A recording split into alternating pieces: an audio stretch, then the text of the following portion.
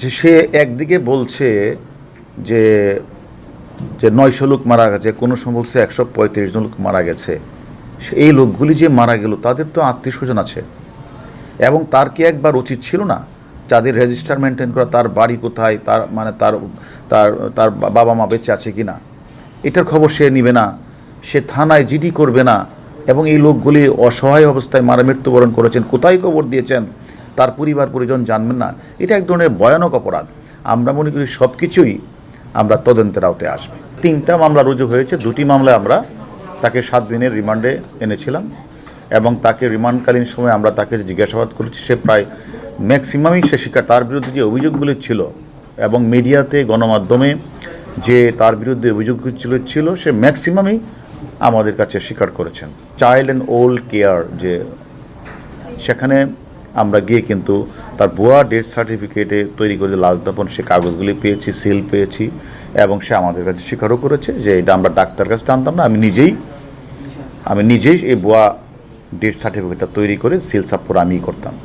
এবং পরবর্তী পর্যায়ে তাকে যখন আমরা অপারেশন থিয়েটারের কথা বলা হলো, সেখানে সে যে ডাক্তার রাখে নাই সেটাও স্বীকার করেছে, এবং সে যে তাদের উপরে মানসিক টর্চারটা করেছে, যে সে নিজেই যে এই আশ্রমে যাদেরকে নিয়ে আসা হয়েছে অধিকাংশই হলো প্রতিবন্ধী, বৃদ্ধ, প্যারালাইজ। এই বয়স্ক প্রতিবন্ধী প্যারালাইজ মানুষগঞ্জে তো একটু অ্যাবনর্মাল আচরণ করত, এবং সে কারণেই সে তাদের উপরে প্রচণ্ড পরিমাণে নির্যাতন করত, লাঠি দিয়ে পিটাতো।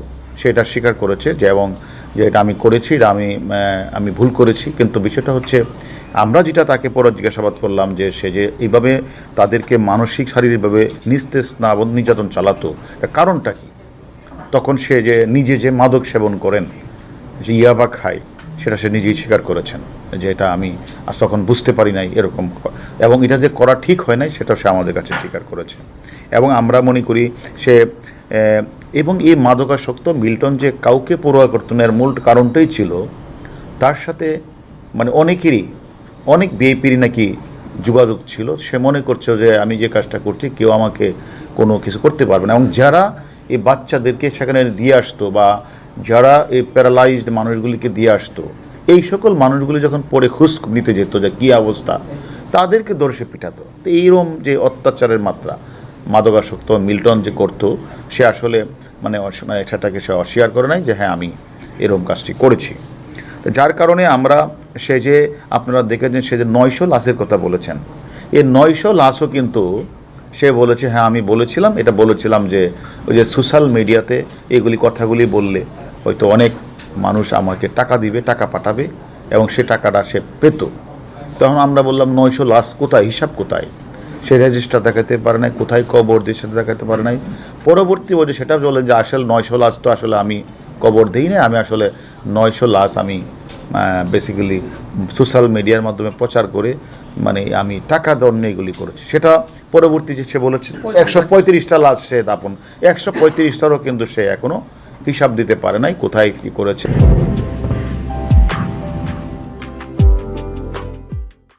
এগুলি আমরা আরও প্রয়োজনবশত আমরা মনে করি সে যিনি যে প্রতিনিয়ত তার আশ্রমে অনাথ, মানসিক প্রতিবন্ধী এবং মানসিকভাবে ভারসাম্যহীন এইগুলো ভিডিও তৈরি করে সেই ভিডিওগুলি সব বিভিন্ন ফেসবুকে দিয়ে মানুষের বিবেককে নাড়া দেওয়ার চেষ্টা করেছে, এবং বিবেকবান মানুষ যারা এই সকল দেখে যারা অত্যন্ত মানবিকভাবে তারা সেই টাকাগুলি বিকাশের মাধ্যমে, নগদের মাধ্যমে তার অ্যাকাউন্টে পাঠিয়েছে।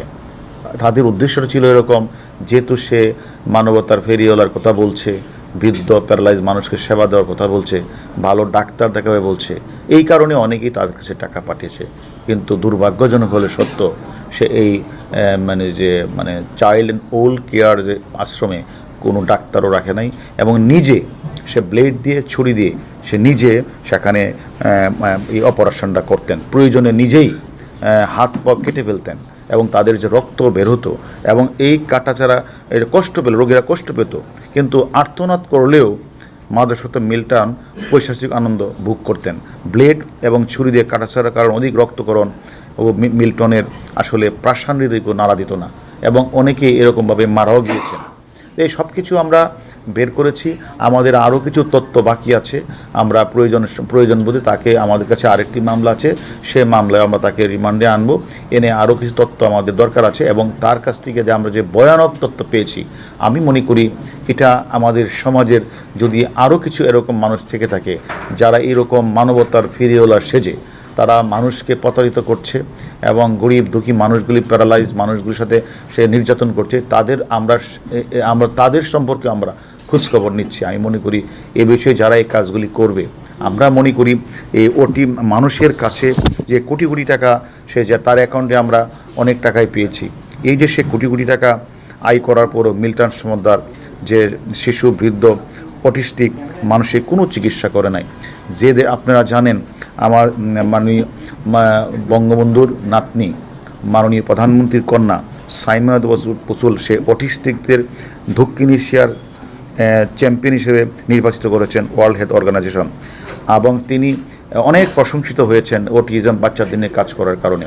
আর এই বাংলাদেশেই এরকম মানবতার ফিরিওয়ালা ওটিএমদের কথা বলে মানুষের কাছে কোটি কোটি টাকা তুলে সে খরচ না করে উল্টা তাদেরকে পিটিয়েছেন।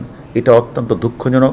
আমি মনে করি তাকে কারা প্যাট্রোনাইজ করেছে এবং কারা তাকে ভিডিও বানাতে সহায়তা করেছে, এরকমভাবে কারা কারা তাকে হেল্প করেছে, যে হেল্পটা এবং তাকে এই পথে এনেছে, আমি মনে করি আমরা তাদেরও জিজ্ঞাসাবাদ করব।